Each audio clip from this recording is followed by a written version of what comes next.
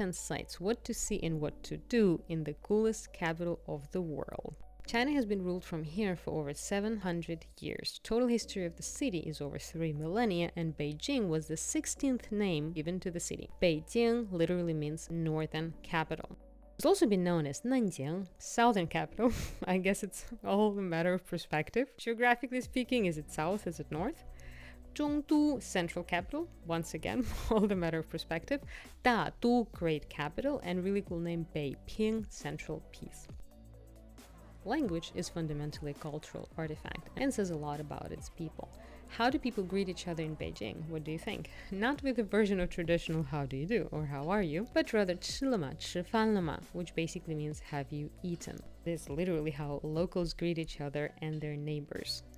Food is the glue that binds all Beijingers together, regardless of their backgrounds or bank statements. Beijing offers most regional cuisine from all over China in abundance, both exquisite and authentic. Highly would recommend going to all sorts of restaurants and trying the wealth of the delights that Beijing has to offer. Number 1, the Forbidden City, has been a beating heart of China for over 5 centuries.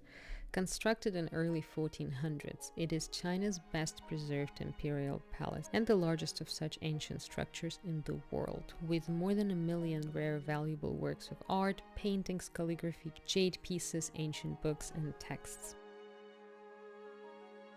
Here you can witness the grand architecture and understand aspects of China's royal culture. The best way to organize your visit in the Forbidden City is to walk through the central axis. You will start from the Meridian Gate to the Gate of the Divine Might. Following the central axis, you will see Hall of Supreme Harmony, Hall of Central Harmony, Hall of Preserving Harmony, and Place of Heavenly Purity. So certainly harmony was of utmost importance. The Forbidden City is the world's largest imperial palace, over 3 times larger than the Louvre in France. It has some of the largest and best preserved ancient wooden structures in the world. Forbidden City took only 14 years to build, quite a feat. From 1406 to 1412, it took over 1 million workers, including more than 100,000 craftsmen.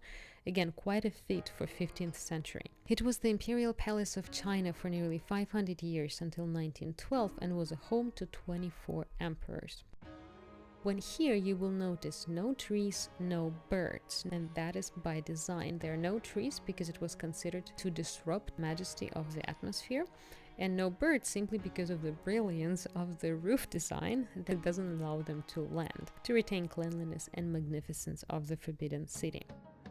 English name Forbidden City is a translation from Chinese name 紫禁城, which basically means purple forbidden city. In ancient times, the emperor was said to be the son of heaven, and therefore the heaven's supreme power was bestowed upon him. And because it was the residence of the divinity, of the divine, normal people were forbidden from entering it.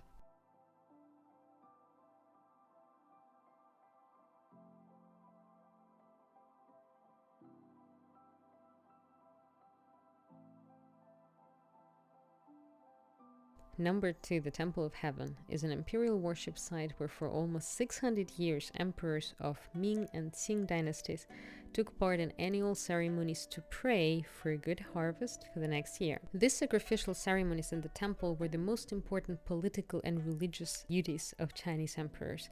Chinese emperors sacrificed animals to gods in the temple's altar, asking to bestow bountiful harvest to the people. Temple of Heaven is the largest imperial religious building complexes in China, known for its rigorous symbolic layout, peculiar structure, and magnificent decorations. Its most representative example of Chinese ritual architecture. The Hall of Prayer for Good Harvest that you see in right now had the original name of the Hall of Great Sacrifice. It was built in 1420, which makes it the earliest buildings of the Temple of Heaven complex. It's one of the world's largest medieval wooden structures.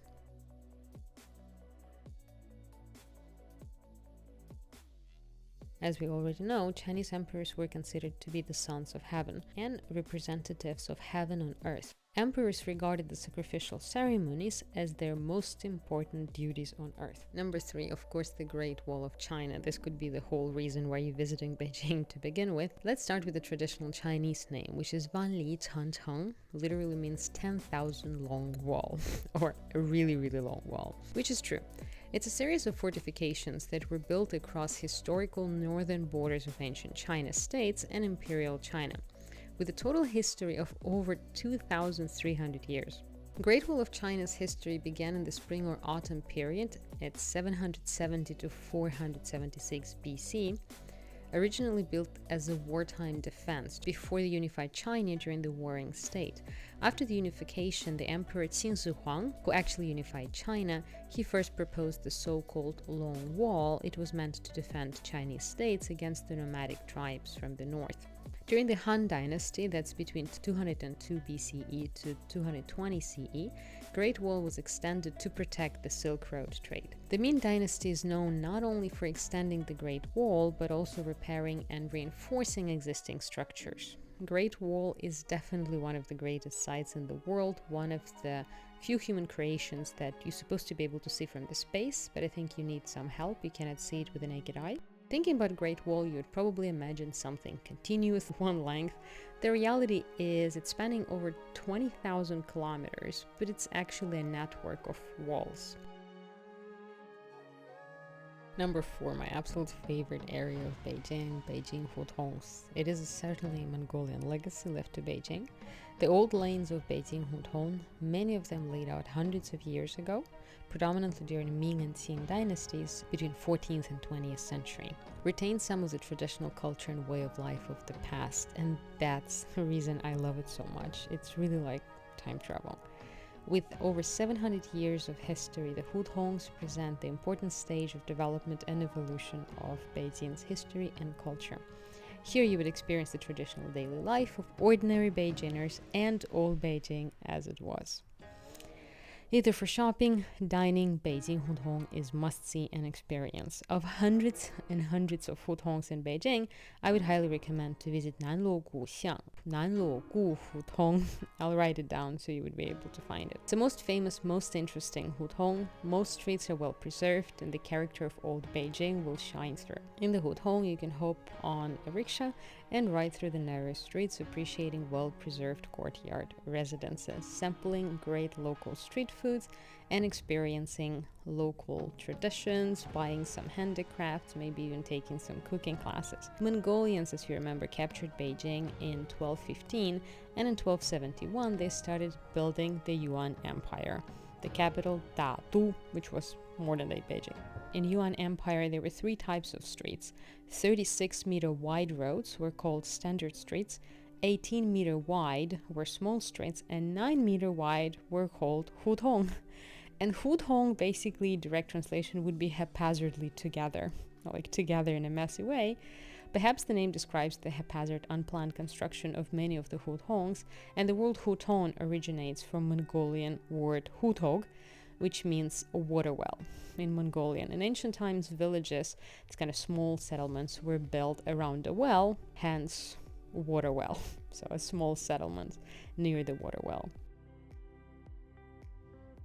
Number 5, JingShan Park. It's one of the most beautiful parks of Beijing, located in the Beijing downtown, facing the north gate of the Forbidden City, offering the great, if not the best, view over the Forbidden City. That's one of the main reasons you should absolutely visit. Outside of that, obviously, it's a very beautiful park, landscaped with hills, gardens, lakes, dignified pavilions, and even galleries. Used to be one of the ancient imperial gardens of Beijing, where emperors would take their walks. One of the best times to visit Beijing in general would be May. It's very nice weather, not too hot, and this park in particular, because during May each year, JingShan Park turns into Peony Garden of Beijing. It's called Peony Festival.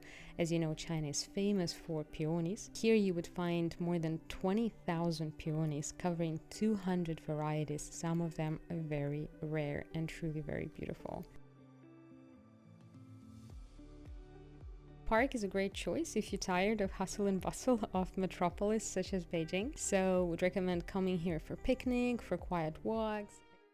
Number 6. During your travels, please make sure that you try the tasty original dishes. Here in Capital, you can find the best of any Chinese regional food, so go wild, be brave, and try different types of food. As Capital, it would offer the highest variety and the best authenticity, I think, of most regional dishes of China.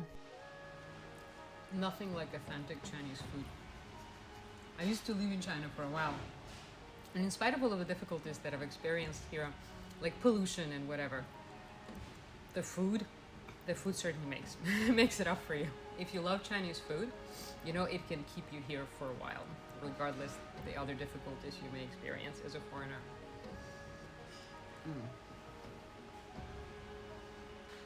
Just check it out. I wish I could share. I mean, I have plenty of food now. I wish I could share some with you guys.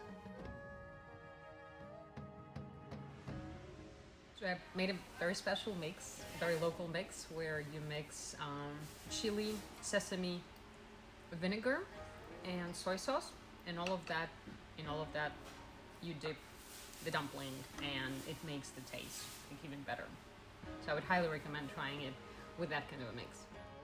Chinese food based on 5 key flavors: sweet, sour, salty, bitter, and spicy, which needs to all balance with each other to form one harmonious dish, and they certainly succeed. Chinese food here is simply called, food, and it's truly the best Chinese food that you could ever try, and most likely better than your local takeaway. Peking duck, Cantonese beef soup, fried rice, noodles, and of course dumplings are served here in abundance, and they're really good. Beijing Kaoya, or Peking duck, is probably epitome of Beijing cuisine, dish you must try when you visit Beijing, unless you're a vegetarian, of course. The dish is mostly esteemed for thin, crispy skin, and the best part of China, of course, the food is relatively cheap, so try different dishes in different restaurants, do your research, and you'll have a blast. Number 7. Tea ceremony in China. Not just because the tea is great, but also because of the traditions built around the tea ceremony. To this day, in many Chinese weddings, the tea ceremony where newlyweds serve the tea to the elders as show of respect, and elders in turn show acceptance of the marriage, remains one of the most significant traditions. The Chinese tea ceremony is conducted on the day of the wedding and sees the bride and groom serve the tea to their parents, in-laws, and other family members, symbolizing the union of two families. A very interesting part of Chinese traditions where two people get married. In a way, two families unite as well. This tea ceremony typically takes place inside of the couple's respective family homes. In Chinese expression, drinking the daughters-in-law tea, which refers to the tea ceremony, still often represents the acceptance of the wedding and the decision of the youth. The origins of tea ceremony go as far as Tang Dynasty in China, that's 618-900. Today, however, most people see the tea ceremony as a symbol of families welcoming the bride and groom into the family.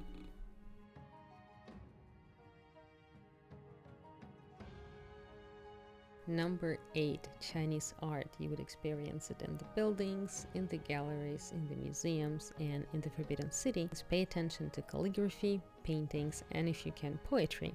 These are the main forms of Chinese art. These also are referred to as 3 perfections.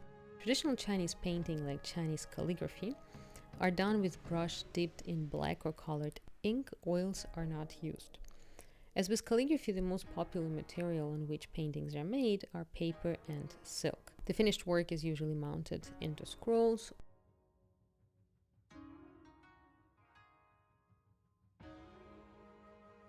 Calligraphy is the world's oldest abstract art, the art of line.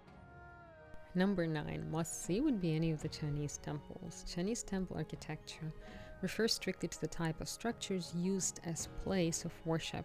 In China, it would be Chinese Buddhism, Taoism, Confucianism, or Chinese folk religion, where people worship ethnic Chinese gods and ancestors.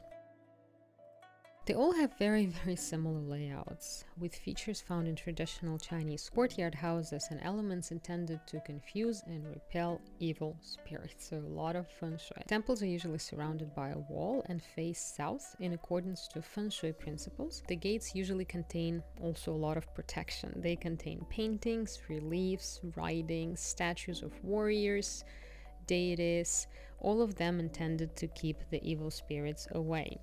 The halls of the temple are arranged around the courtyard, with least important being near the entrance, in case evil spirits do get in, and the most important more inside the temple.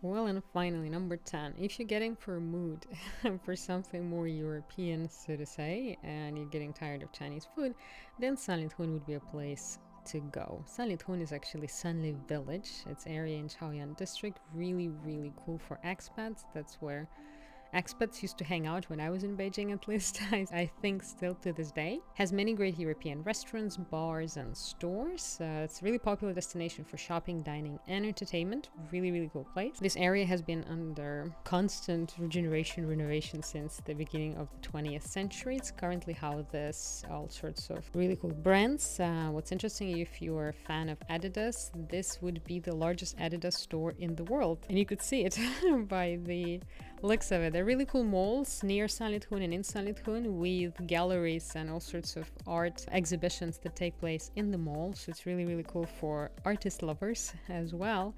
So yeah, if you're in the mood for something nice and great restaurants and a day in the mall, Sanlitun would be the place to go. All right there, so that would be all that I wanted to share with you today. Thank you so much for joining. I hope you found it helpful and useful. Hope you enjoy your journey to Beijing. Let me know how it was if you're planning or did visit it already. Don't forget to subscribe. Don't forget to hit the like, and see you soon.